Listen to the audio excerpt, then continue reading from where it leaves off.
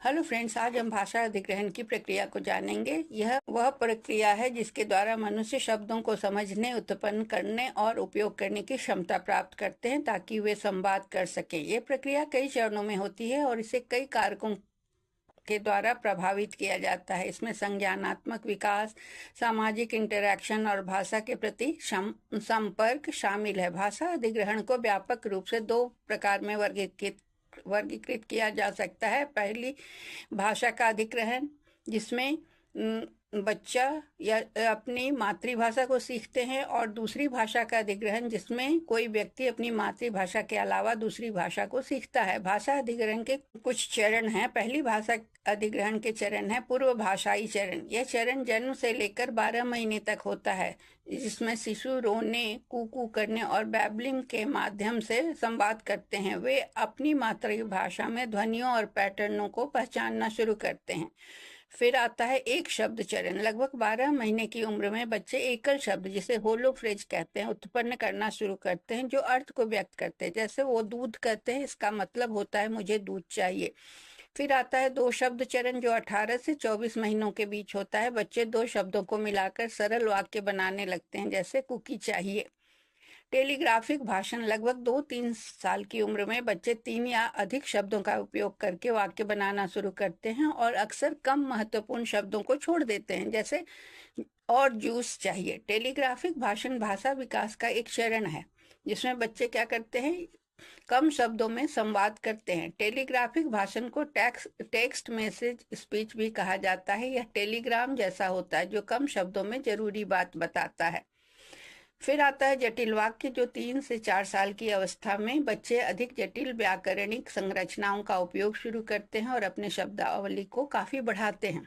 भाषा अधिग्रहण कुछ सिद्धांतों पर निर्भर करता है, जिसमें पहला सिद्धांत है नेटिविस्ट सिद्धांत, जो कि नोम चोम्स्की के द्वारा दिया गया है, और यह बतलाता है कि मनुष्य भाषा अधिग्रहण की जन्मजात क्षमता के साथ पैदा होते हैं, और जिसे सार्वभौमिक व्याकरण के सिद्धांत के द्वारा समर्थित किया जाता है, जो सभी भाषाओं के पीछे होता है। फिर है व्यवहारवादी सिद्धांत, जो कि BF स्किनर ने दिया है। यह सिद्धांत बताता है कि भाषा अधिग्रहण प्रोत्साहन और अनुकरण के माध्यम से होता है। बच्चे वयस्कों की नकल करके और फीडबैक प्राप्त करके भाषा सीखते हैं।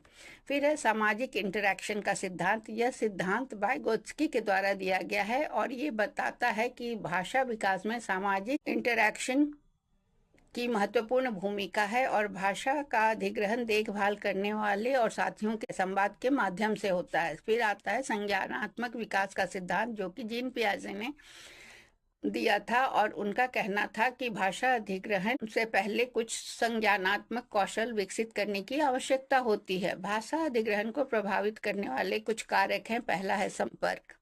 प्रारंभिक बचपन में भाषा के संपर्क की मात्रा और गुणवत्ता भाषा के विकास पर महत्वपूर्ण प्रभाव डालती है। समृद्ध भाषाई वातावरण जब घर में होता है या आसपास में होता है, तो बेहतर भाषा कौशल का विकास होता है। सामाजिक इंटरैक्शन। बातचीत में और सामाजिक इंटरैक्शन में संलग्न होने से बच्चों को भाषा की बारीकियों को सीखने में मदद होती है। प्रेरणा और रुचि। संवाद करने की प्रेरणा और भाषा में रुचि बच्चे के भाषा अधिग्रहण की प्रक्रिया को बढ़ाते हैं।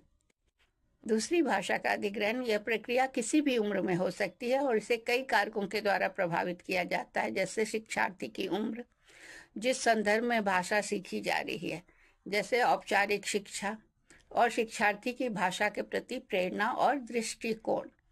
दूसरी भाषा अधिग्रहण के सिद्धांतों में कई सिद्धांत आते हैं, जो कि जिसमें एक आता है इनपुट परिकल्पना, जिसमें समझने योग्य इनपुट के महत्व पर जोर दिया जाता है, और भावनात्मक फिल्टर की परिकल्पना, जो यह सुझाव देती है कि भावनात्मक कारण भाषा सीखने को सुविधाजनक या बाधित कर सकते हैं।